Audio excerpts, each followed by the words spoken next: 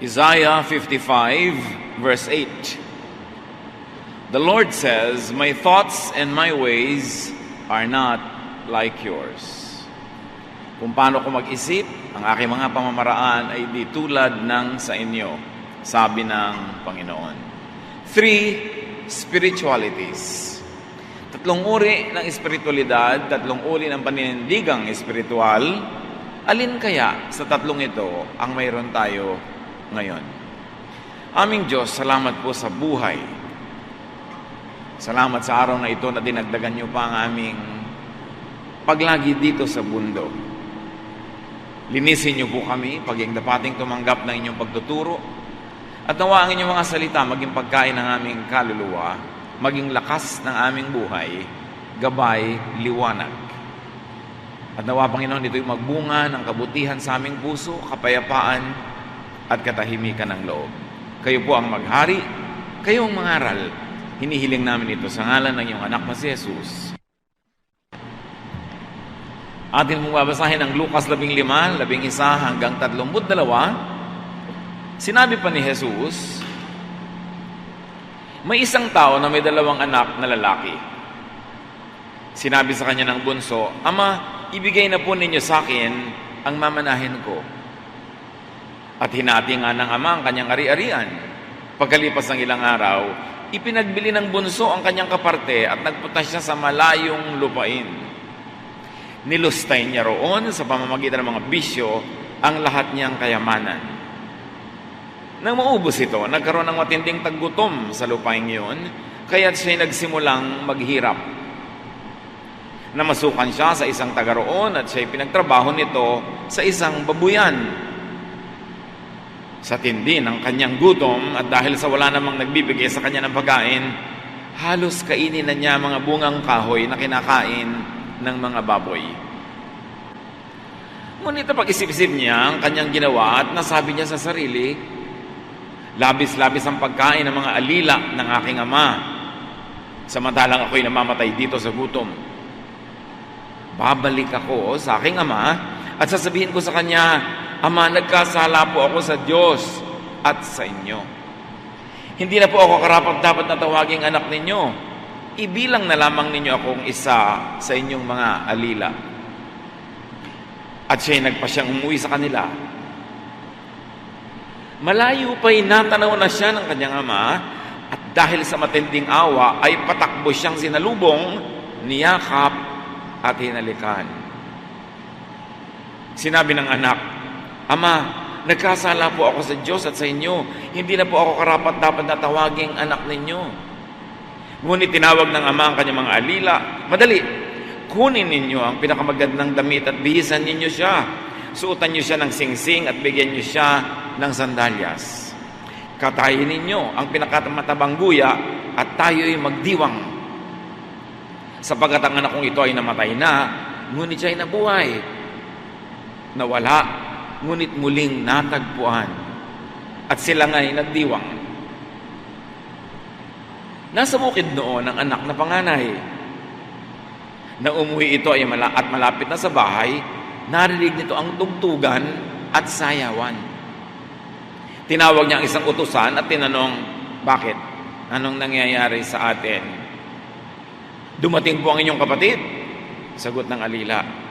"Ipinapatay po ng inyong ama ang pinatabang guya dahil ang inyong kapatid ay nakabalik ng buhay at walang sakit." Nagalit ang panganay at ayaw niyang pumasok sa bahay. Pinuntahan siya ng kanyang ama at pinakiusapan. Ngunit sumagot siya, "Pinaglingkuran ko kayo sa loob ng maraming taon at kailanman hindi ko kayo sinuway. Ngunit ni minsay hindi niyo ako binigyan ng kahit isang maliit na kambing para mapagkatuwaan kami ng aming mga kaibigan. Subalit nang dumating anak niyong ito na lumustay ng inyong kayamanan sa masasamang babae, ipinagpatay pa ninyo siya ng pinatabang guya." Sumagot ang ama, "Anak, lagi kitang kapiling at ang lahat ng aking ari-arian ay sayo. Nararapat lang na tayo magsaya at magdiwang sapagkat patay na ang kapatid mo, ngunit nabuhay. Nawala, ngunit muling natagpuan. Ano-ano ang tatlong espiritualidad na makikita sa kasaysayan? Ating balikan at babasahin naman natin sa Contemporary English Version ang bawat bahagi. Luke 15:25 to 30. The older son had been out in the field. Baligtad tayo, magsisimula tayo sa dulo sa paghimay ng kwento. The older son had been out in the field, but when he came near the house, he heard the music and dancing.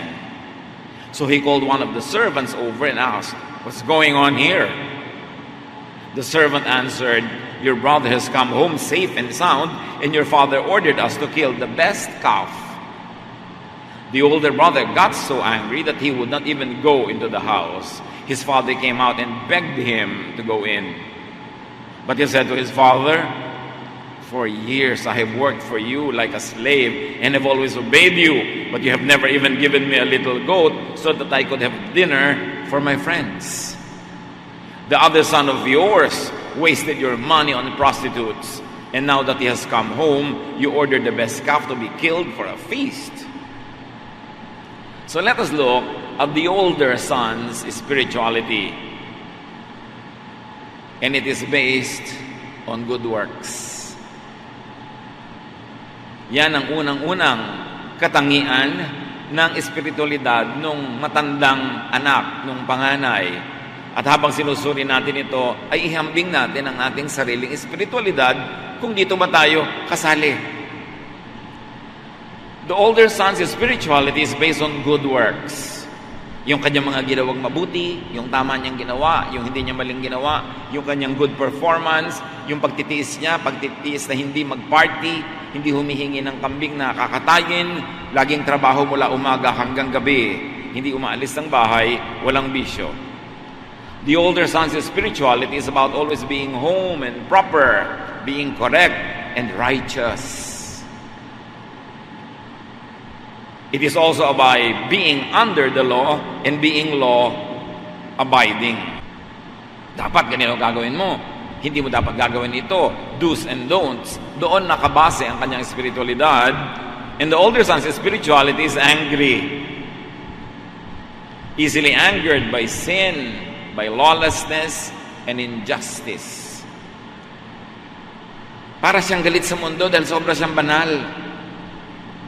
Ayaw niyang marinig yung tugtugan, ayaw niya yung sayawan, ayaw niya ng pagdiriwang, at nagagalit siya sa kasalanan ng kanyang kapatid, nagagalit siya sa kabaitan ng kanyang ama, bakit hindi pinaparusahan ng may kasalanan, bakit ako ang bait-bait, hindi pinipremyuhan, laging ano ang dapat, ano ang marapat na gawin, and everybody is wrong. Sa tingin niya, mali ang kanyang kapatid, at mali rin ang kanyang ama. Siya lang ang tama. Merong ganyang espiritualidad. The older son's spirituality is not amused with celebration, feasting, music, or dancing. At may mga ganyang relihiyoso, ayaw nang mabibili sa tugtog, ayaw ng sayawan, ng yugyugan, ng kasiyahan. Dapat, kung makadiyos ka, lagi kang Biyernes Santo, lagi kang serious, lagi kang conservative. At sa tingin niya, siya lang yung tama, mali ang tatay niya, who in the story, of course, represents God, our Father in heaven. And his brother, who represents the other half of humanity or the other type of believer. The older son's spirituality is self-righteous. Siya ang tama at wala nang iba. It is also unforgiving. At maraming ganyan mga relihiyoso, palibhasa't banal ang tingin sa sarili, malinis ang tingin sa sarili, ay marumi na ang tingin sa lahat, nililibak ang lahat, hinuhusgahan at ayaw patawarin. At ang ganito mga relihiyoso, mga manang at manang na sobrang conservative, sobrang do's and don'ts and law-based, are grouchy and complaining. Hindi na uubusan ng reklamo, hindi na uubusan ng galit sa mundo. The older son's spirituality is blind and oblivious to the Father's kindness. Bulag at binabaliwala niya ang kabutihan ng Ama. Ang pinapahalagahan niya ay kaistriktuhan, yung pagiging masungit at pagiging mapagparusa. Dapat ganon ang tingin niya sa Ama. Pero bakit hindi nagpaparusa? Bakit hindi masungit? Therefore, mali ang ama at siya ang tama. At maraming relihiyoso ganon. Dapat parusahan ang nagkakamali. Itakwil agad, itiwalag, tanggalin, huwag kausapin, pagalitan, tanggalan ng mga privileges. Maraming ganong relihiyoso hanggang ngayon. The older brother's spirituality is full of needless fear, restraint, and sacrifice. Yan ang isang uri ng pananalig. Takot na magkamali, takot na mag-enjoy, pigil ng pigil sa sarili na sumaya, kahit yung pagsasaya naman na yon ay hindi mamasamain ng Ama. Sa Kanya, pag banal ka, dapat lagi kang malungkot, lagi kang gutom, lagi kang nag-aayuno, lagi kang nagtitimpi, nagtitiis, losyang, hindi ka maganda, yung mukha kang nakatiwangwang na natuyong dahon, dapat ganun ka pag ikaw ay banal. Puro pagtitiis, pagtitika, sakripisyo, huwag kumain ng masarap, huwag mag-enjoy sa buhay, parusahan ng sarili, magpenitensya, hampasin ang sarili, magdusa. Yun ang tingin niya na ikalulugod ng Diyos sa langit. At dahil ganon, marami na ganitong espiritualidad, tulad ng lalaking ito, his spirituality is colored by regrets and unkindness. Dahil tiis siya ng tiis, hindi siya nag-enjoy, marami siyang himutok. Sabi, ako, hindi mo ko nabigyan ng isang maliit na kambing para man lang kami mag-barbecue? Lagi ako nagtatrabaho dito, tamang-tama ako, wala akong bisyo, ang korek-korek ko sa buhay. Tapos yung iyang alibughamong anak na yan, nagwala, nagkasala, naglustay, ipagpaparty pa. Ako, ni kaprasong kambing, wala. At dahil siya hindi mabait sa kanyang sarili, puro pagtitiis, dahil iniisip niya hindi mabait ang Diyos, nagulat siya nung magbait pala ang tatay niya. At minasama niya yun. At dahil siya hindi mabait sa sarili, hindi rin siya mabait sa kanyang kapatid. Ako nagtiis, di dapat siya rin. Ako hindi nag-enjoy, dapat hindi rin siya nag-enjoy. Bakit siya nag-enjoy? Tapos ako hindi. Tapos siya pangina ipagpa-party. Yun ang espiritualidad ng maraming tao hanggang ngayon. Spiritually, number one is primitive. It is the fruit of legalistic, Pharisaic, Old Testament type of teaching which Jesus condemns. Ang ganitong uri ng pag-iisip, ang ganitong uri ng relihiyon, ang ganitong uri ng pananalig ay old-fashioned, primitive, Old Testament style. Style ng mga Pariseo na kinondena ni Jesus. Hindi ito ang gusto ni Jesus na uri ng religiosity o spirituality. Kaya yung mga Pariseo na nagtuturo ng ganitong uri ng religiosity ay kinondena ni Jesus.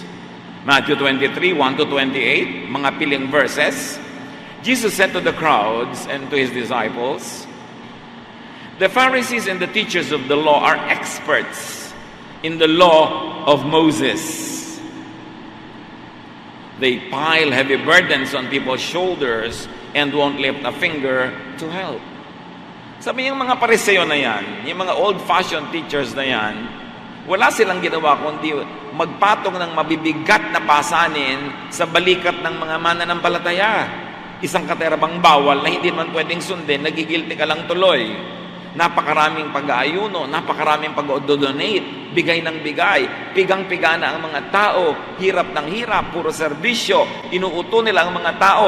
Pero sa pagod ng mga sumusunod sa kanila, di naman nila tinutulungan ni kaunti. Verse 5, everything they do is just to show off in front of others. Sabi niya, mga kabanalang nakikita mo sa kanila, pa-impress lang yan. Pakitang tao, hindi yan totoo. Sa kaloob-looban nila, iba ang iniisip nila, iba ang takbo ng utak nila. Sa labas lang sila mukhang maka-Diyos. You Pharisees and teachers of the law of Moses are in for trouble. You are nothing but show-offs. Ang linaw ng sinabi ni Jesus.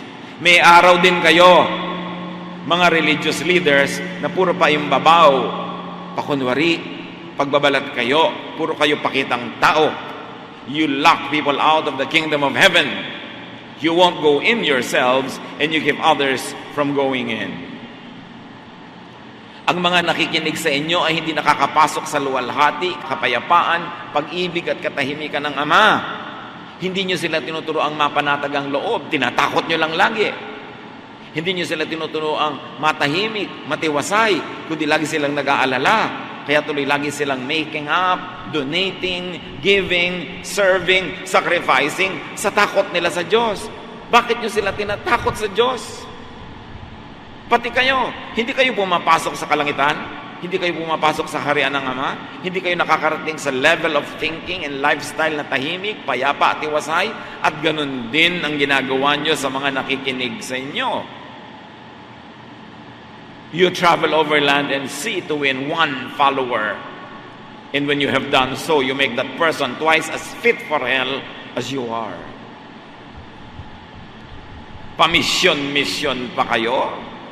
Turo-turo, katekismo-katekismo, kulto-kulto, para lang kayo makakuha ng mga mapapapanalig, at pag nanalig sila sa inyo, ginagawa nyo silang doble kasing sama ng mga bagay lamang sa impyerno.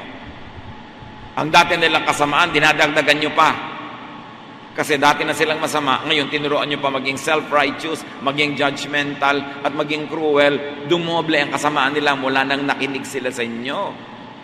Hindi kayo nakakapasok sa kaluwalhatian ng Ama at wala kayong dadalin sa mga tagasunod nyo. Binabawalan nyo rin sila kasi kayo, hindi kayo tagalangit. Yan ang sinabi ni Jesus sa mga teachers of the law of Moses and the Pharisees. You are like tombs that have been whitewashed. On the outside they are beautiful, but inside they are full of bones and filth. That's what you are. Outside you look good, but inside you are evil and only pretend to be good. Yan ang spirituality number 1. Sa labas mukhang malinis, mukhang makadiyos, mukhang tama, pero ang loob pangit, marumi, pakunwari, paimbabaw. At yan ang sinabi ni Jesus sa mga nangunguna sa relihiyon nung kanyang panahon. Kawawa ang makikinig sa kanila, maliligaw, mahihirapan, magdurusa, laging matatakot, at hindi mag-e-enjoy ng kabutihan ng Ama sa Langit dahil hinaharang sila ng relihiyon. Even now, many people's spirituality is of this type. So kapatid, test your spirituality. Sino sa atin ang kasama sa group 1? Ang bait-bait kasi susumbat yung kabaitan niya sa Diyos. Lingkod ng lingkod, tapos nagtatampo pala. Pagka hindi siya pinagpapala. Kunwari, ayaw sa party, masama pala loob dahil hindi siya nakakapag-party. Galit na galit sa mga nag-e-enjoy, sumasayaw, tumutugtog. Yung pala, siya, sikil na sikil ang kalooban. Alam niyo yung mga taong sikil na sikil ang kalooban, timpi ng timpi, itinatatwa at tinatanggi ang tunay na nadarama sa kaibuturan ng kanilang puso, nagiging mapagkunwari sila at galit sila doon sa mga malaya.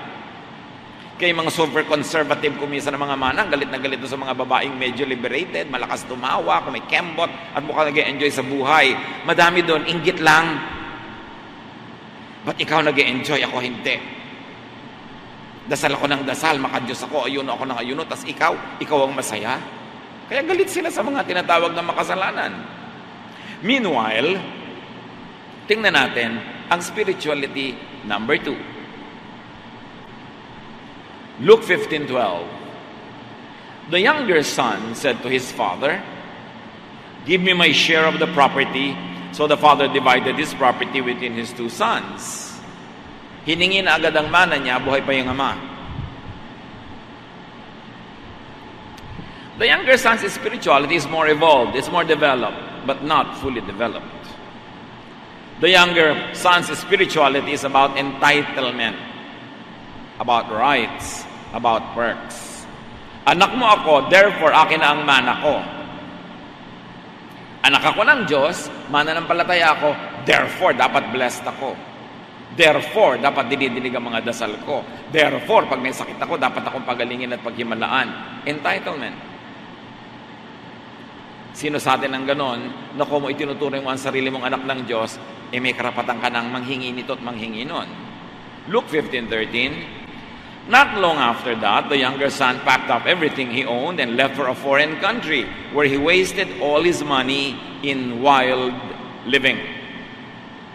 So this is spirituality number 2. Knowing the law, but breaking it.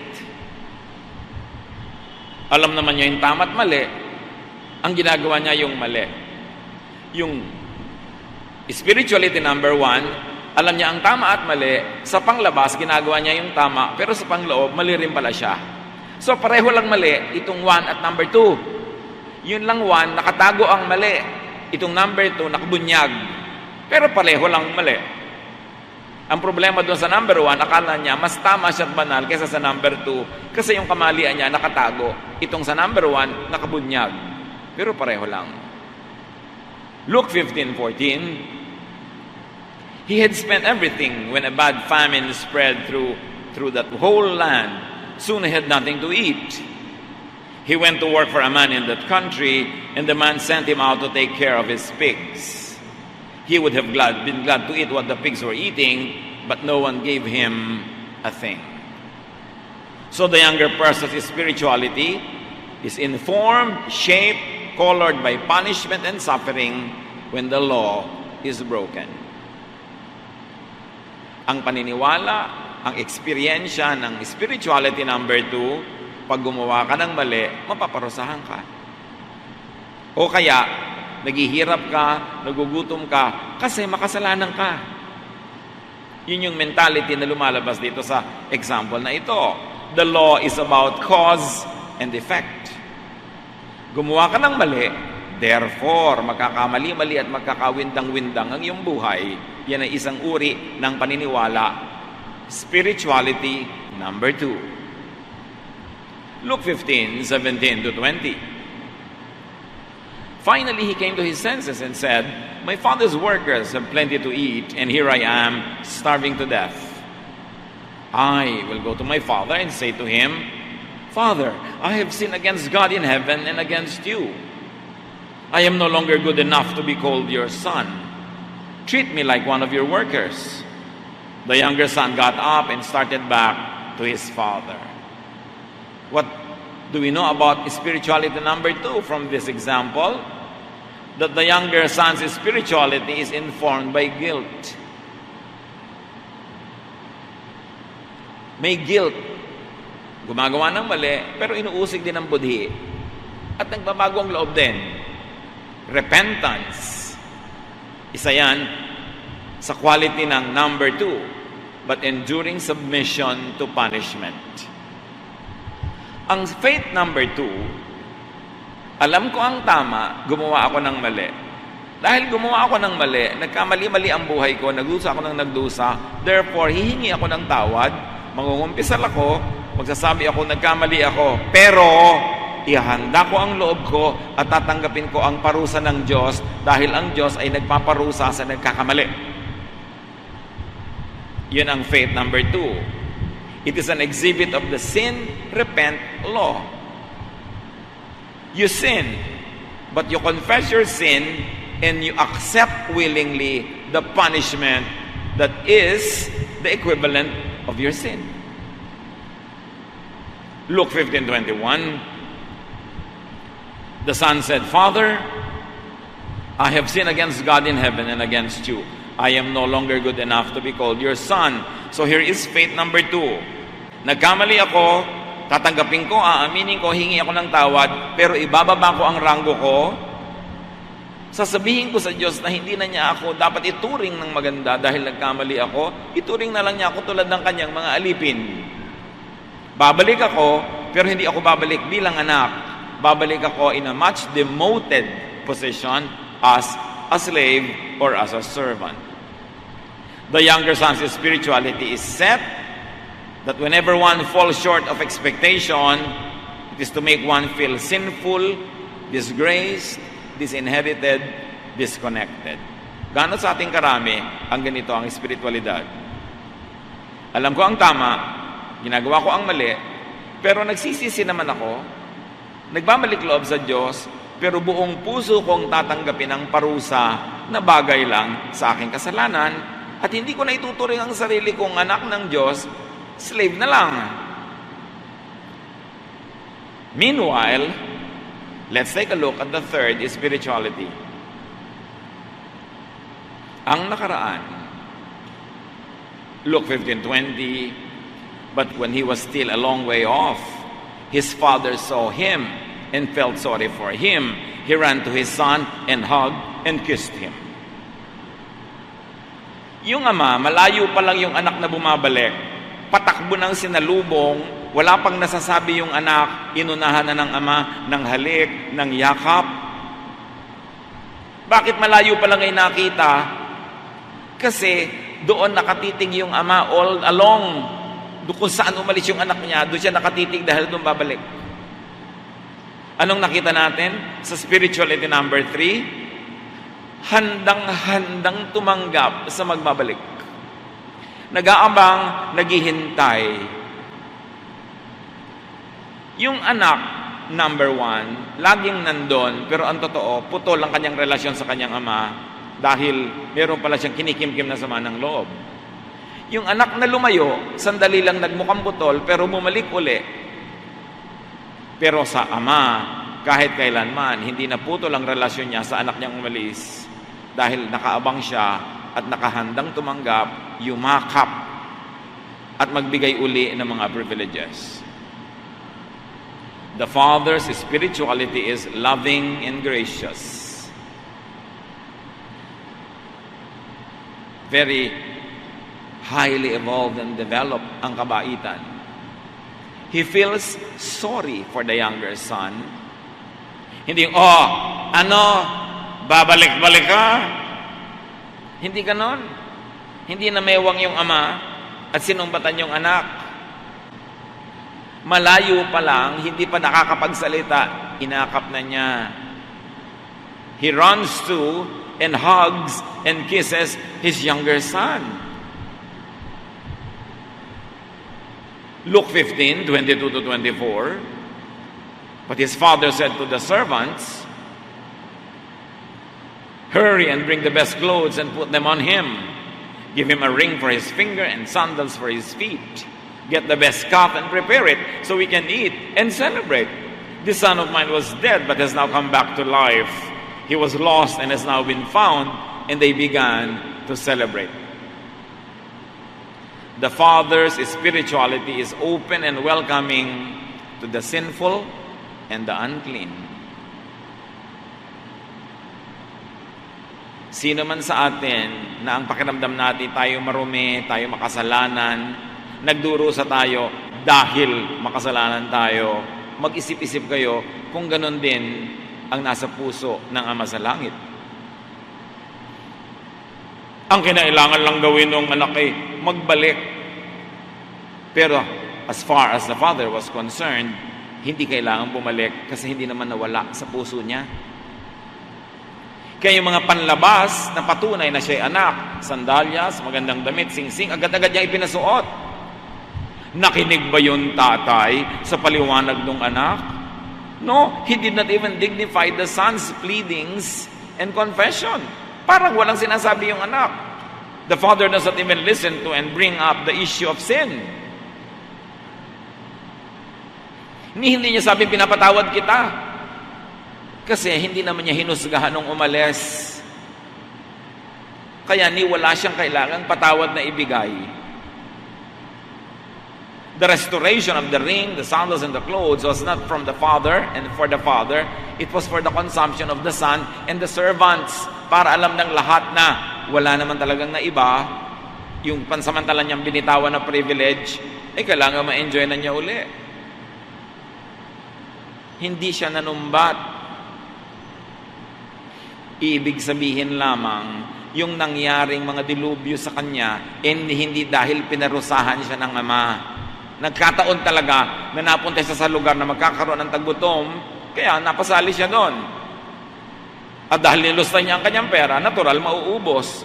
pero hindi desisyon ng Ama na siya'y pagdusahin, paghirapin, pagapangin sa hirap dahil siya'y umalis. Hindi kailanman ginusto ng Ama na magdusa yung anak niya kahit pa nga naligaw.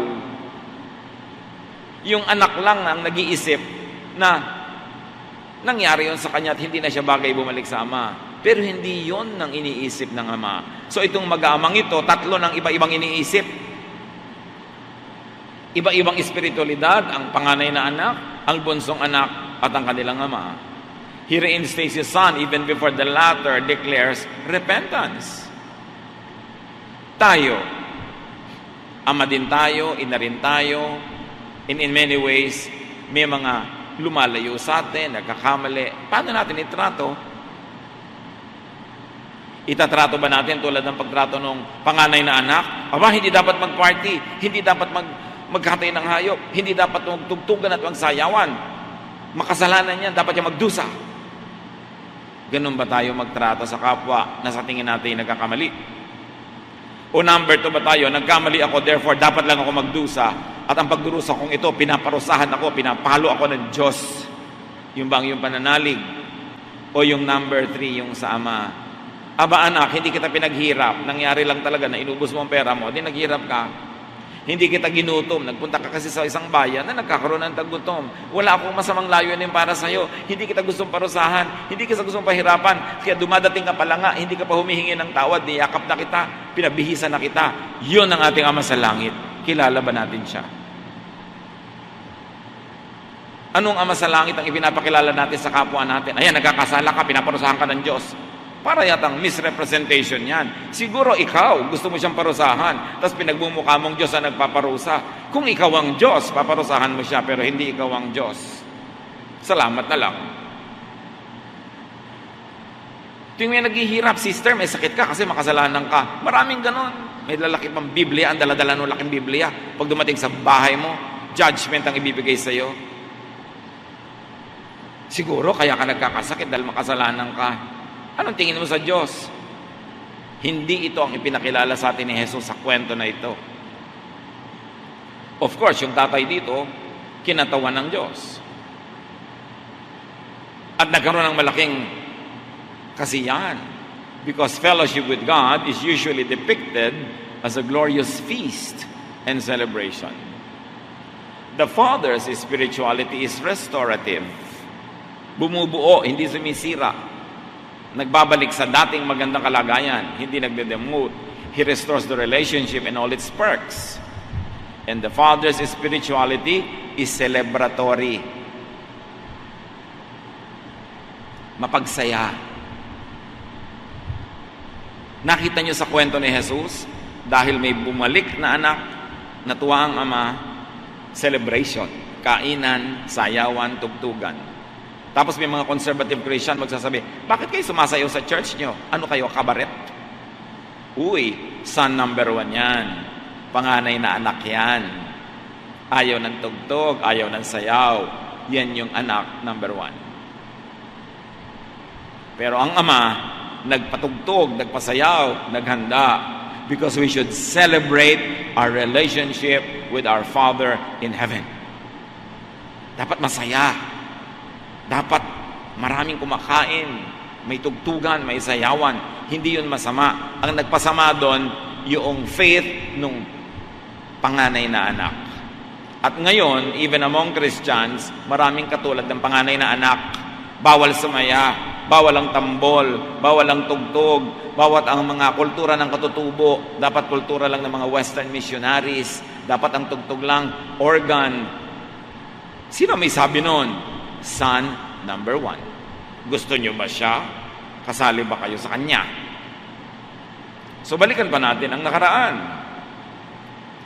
Matapos magreklamo yung son number 1, Luke 15:31-32, his father replied, "My son, you are always with me, and everything I have is yours." Kasi sabi ng anak, hindi nyo malang ko binigyan kahit maliit na kambing para makapag-barbecue kami ng mga kaibigan ko. So, nandito ako lagi, hindi malang ko nag-enjoy. Sabi ng anak, tatay, problema mo yan. Bakit? Nawala ka ba dito? Di ba lagi kang nandito? Lahat naman ng ari-arian ko, sa'yo rin. Yung kapatid mo nga, humingi, binigyan ko. Eh ikaw, ba't di ka humingi? Ba't hindi ka nag-enjoy? Nagtiis ka ng nagtiis, tapos ngayon susumbat mo sa akin. Hindi mo pinag-enjoy ang sarili mo. Puro katimpi. Pagkatapos ngayon, masama pala loob mo. Sinong may kasalanan? Ikaw. You have always been with me. Why did you not decide to enjoy your life? Verse 32, but we should be glad and celebrate. Your brother was dead, but he is now alive. He was lost and has now been found. Kung ang Diyos yung panganay na kapatid, lahat ng tao pupunta sa impyerno. Kung ang Diyos yung panganay na kapatid, lahat na nagkakamali, paparusahan, uusigin. Salamat na lang, hindi siya ang Diyos. Isa lang siyang fellow sinner who never appreciated the kindness of our Father in heaven. At salamat ang Diyos yung Ama. Mapagpatawad, mabait, walang hanggan ang pag-ibig. The Father's spirituality is undiscriminating. Walang pinipili.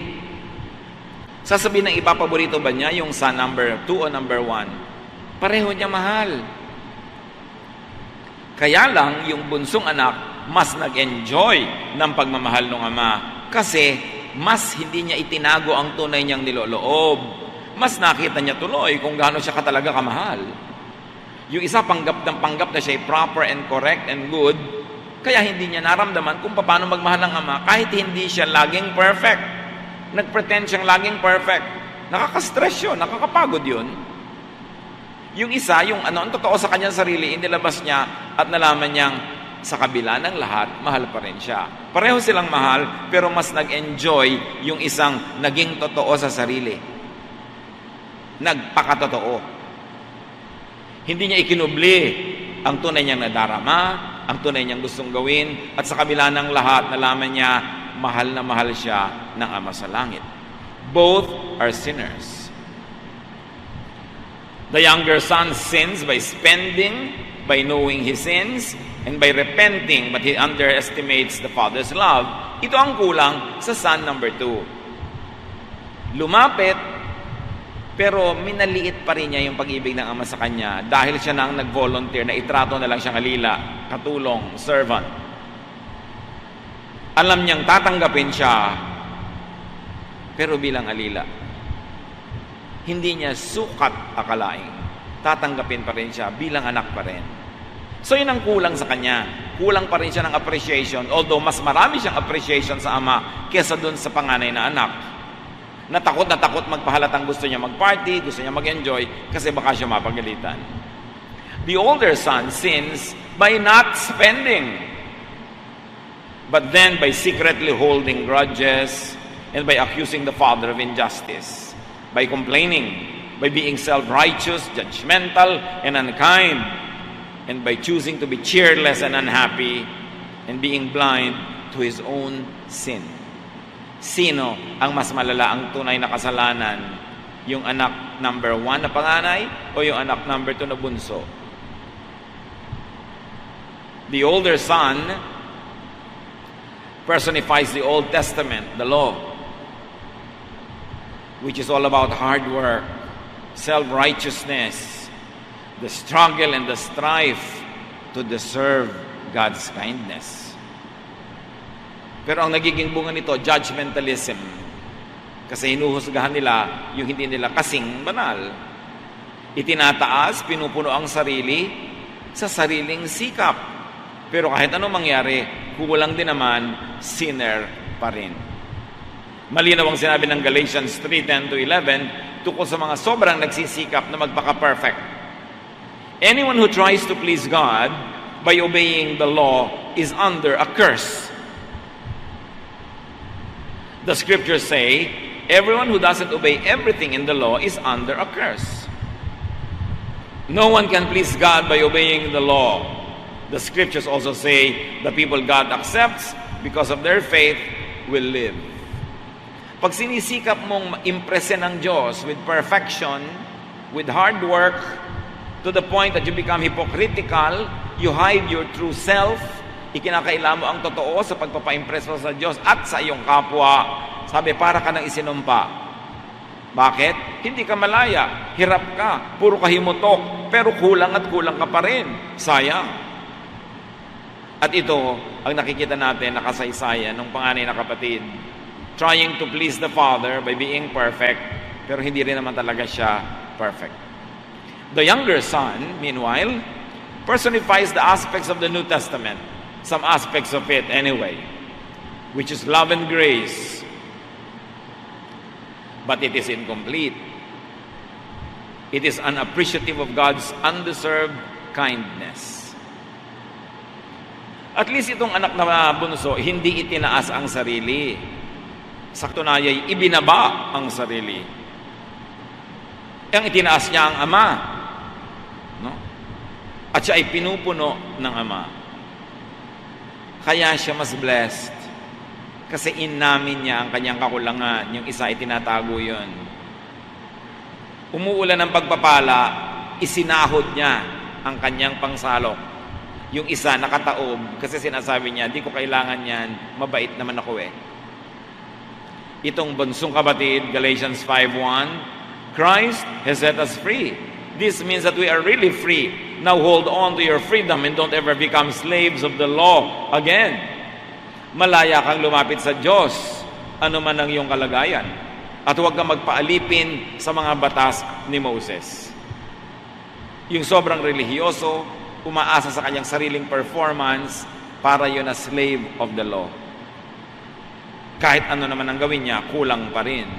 So there are two sons in the story. Both are short of the Father's glory. That's all of us. Romans 3:23, all of us have sinned and fallen short of God's glory. Both sons were given access to the Father's kindness. One used that access, the other chose not to use that access and then complained. John 3:16, God loved the people of this world so much that He gave His only Son, so that everyone who has faith in Him will have eternal life and will never really die. Everyone has access to the goodness of the Father. So we have seen three spiritualities, that of the older son, that of the younger son, and that of the Father, our Father, who is good to all. Kasi yung dalawang anak doon, kinatawan ng dalawang uri na tayo ngayon. Saan kaya tayo doon? Matthew 5:45, sabi ni Jesus, your Father in heaven makes the sun rise on both good and bad people. He sends rain for the ones who do right and for the ones who do wrong.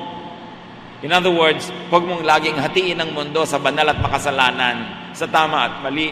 At ikaw lagi yung tama, ikaw yung banal, sila ang mali. Therefore, you deserve God's goodness and God's blessings. Sabi ni Jesus, pinasisikat ng Ama sa langit ang araw sa mabuti at masamang tao, sa makasalanan at hindi. Nagpapaulan siya sa bukid ng mga makasalanan at sa bukid ng mga hindi makasalanan. In other words, mahal ng Diyos ang lahat ng tao. Huwag mong isipin, ako mo lang may relihiyon ka, may malaki kang Biblia, dapat mas mahal ka ng Diyos. Kasi baka tayo yung nagiging son na panganay, relihiyoso, legally proper, pero marami pala nasa loob ang kulo. At mas hindi pala yun nakakatanggap ng pagpapala. Of course, hindi natin sinasabing dapat tularan yung sa number 1, na magwala ka sa buhay, maglustay ka. Pero ikaw man yung laging tama, o ikaw man yung naglulustay, ikaw man yung laging correct, o ikaw man yung nawawala sa landas, pare-pareho tayong mahal ng Diyos. Huwag niyong turuan ng Diyos na mamili ng mamahalin, tulad natin na namimili ng mamahalin. At huwag nating turuan ng Diyos na magparusa sa mga taong sa tingin natin ay dapat parusahan, kasi tayo dapat ding parusahan. Dahan-dahan. Huwag tayong agad-agad at bigla-biglang gusto magparusa agad ng kapong nagkakamali. Kasi tayo man ay nangangailangan din ng pagpapatawad at pag-ibig ng Diyos. Don't burn the bridge over which you too must pass. And that is the bridge of forgiveness. So understand, know, and accept the Father's love and kindness. And when you do that, enjoy rest and peace as Jesus gives it. Kaya nga sabi sa Isaiah 55:8, yung ating opening verse, the Lord says, "My thoughts and my ways are not like yours." Hindi ako tulad nyo, huwag nyo akong gawing tulad nyo. At tinuturo ng Romans 12:2, be changed by the renewing of your mind. Change your mind. Change your thoughts about the Father in heaven. Huwag natin tingnan ng Diyos sa langit sa pamamagitan ng mga lente ng Old Testament ng mga Pharisees na laging mapagparusa, laging galit. Ang ipinakilala sa atin ni Jesus na Ama ay amang mabait, walang patakaran ng pagtanggap, mapagmahal. Kaya sabi sa John,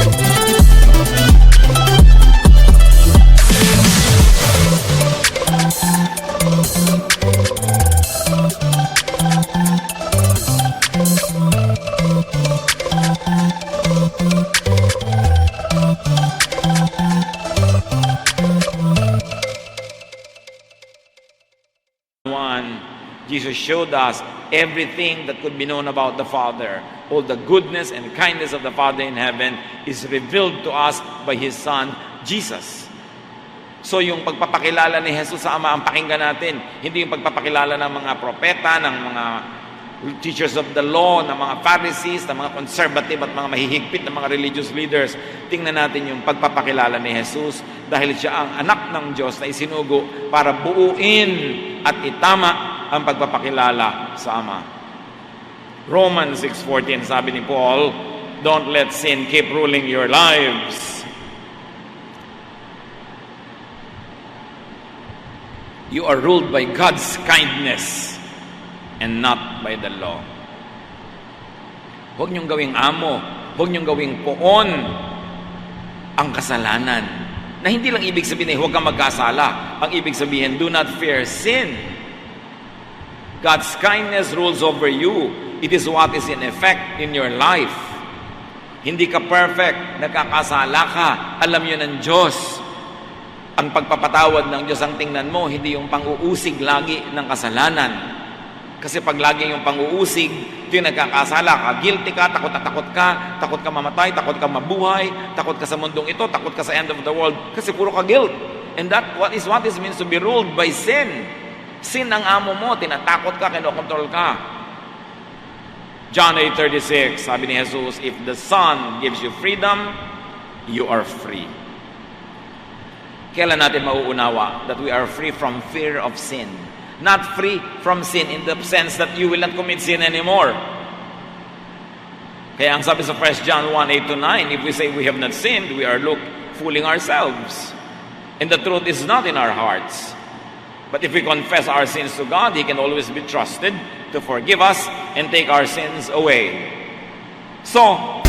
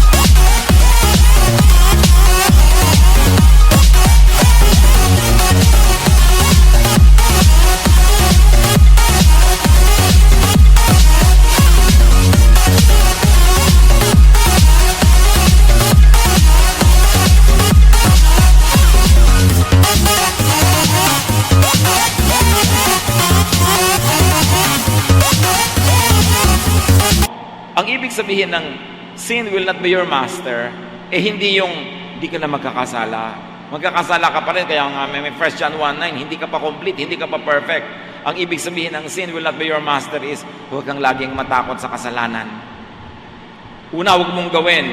At kung nagkulang ka, nadapa ka, nagawa mo, huwag ka pa rin matakot. Kasi ang iiral pa rin sa buhay mo, yung umiral sa buhay ng anak number 2. At even anak number 1, ang walang hanggang pagmamahal at pag-ibig ng Diyos. Hindi ka dapat matakot sa Diyos. Ang laging itinuturo ng mga reliyoso, matakot ka sa Diyos. Hindi yan ang tinuro ni Jesus.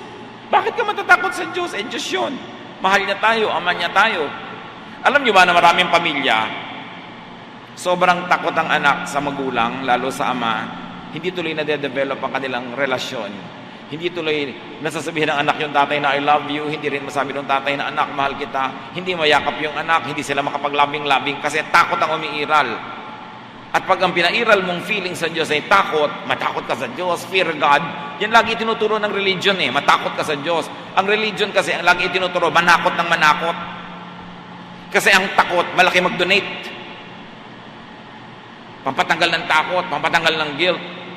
Pero ang itinuro ni Jesus is not that. Say, love God with all your heart, with all your soul, with all your mind. Because God loves you too. Freedom, not from being sinless, but freedom from worry, from fear, and freedom from fear of not being perfect. Kaya si Jesus, sabi niya, pagpapahingahin ko kayo. Saan kayo mapapahinga? Sa takot, sa guilt, sa self-judgment, and judgment of others. Kasi pag alam mong mahal ka ng Diyos, tinatanggap ka tulad ng ama sa kwento, mapapahinga ka. Kahit nasaan kang kalagayan. Kahit ikaw yung anak number 1 o ikaw yung anak number 2. Hindi ito lisensya na magkasala, hindi ito lisensya na mabuhay ng nagwawala. Pero kung sakali kang kinulang, kinapos, natumba, alam mong mahal ka pa rin ng Diyos. Matthew 11:28-30, sabi ni Jesus, if you are tired from carrying heavy burdens, the burden of guilt, the burden of fear of sin, the burden of fear of punishment, if you are tired from carrying heavy burdens, come to me and I'll give you rest. Take the yoke I give you, put it on your shoulders and learn from me. I am gentle and humble, and you will find rest. This yoke is easy to bear, and this burden is light. Ang spirituality number 3 ng Ama, yun din ang spirituality ni Jesus, and that spirituality is easy and light. Ang tunay na pagiging makadiyos ay magaan, hindi mahirap dalhin. Nakakapagpahinga, hindi nakakapagod tulad ng maraming religious activities, nakakapagod. Ito'y nakakapagpapayapa at nakakapagtanggal ng takot. Ito ang bigay ng Ama sa pamamagitan ni Jesus. Nilinaw dahil sa maraming gulo at dilim na ibinigay ng relihiyon ng libu-libong taon. Ang imahe ng Diyos na nilikha ng religiyon ay Diyos na galit, Diyos na mapaghiganti, Diyos na hindi mabait. Yun ay itinama ni Jesus. At dapat itama na natin ang ating pananaw so we can also rest and we can allow our brothers and sisters to also rest. Tanggapin natin ang pagtanggap, pagmamahal, pagpapatawad ng Ama at ibigay din natin yun sa ating mga kapatid. That is the only way to have rest in our soul. Dear God, we thank you that you are so kind and you are so good. Salamat yung hindi panganay na anak ng Diyos kundi kayo. Salamat din hindi yung bunsong anak kundi kayo. Turuan niyo kung sino kami sa dalawang anak na ito o kung paano pinaghalo-halo ang dalawang ito sa aming pagkatao. Ituwid namin ang pananaw namin sa inyo na pag-ibig, hindi takot ang umiral. At ang lagi namin maalala sa inyo ay inyong pagtanggap, hindi ang pagtatakwil, ang inyong pagbibigay ng kabutihan at kapahingahan, hindi parusa. Pagbulay-bulayan natin ito mga kapatid at ipamuhay sa ilang saglit, manahimik sa presensya ng Diyos at dinggin ang kanyang tinig.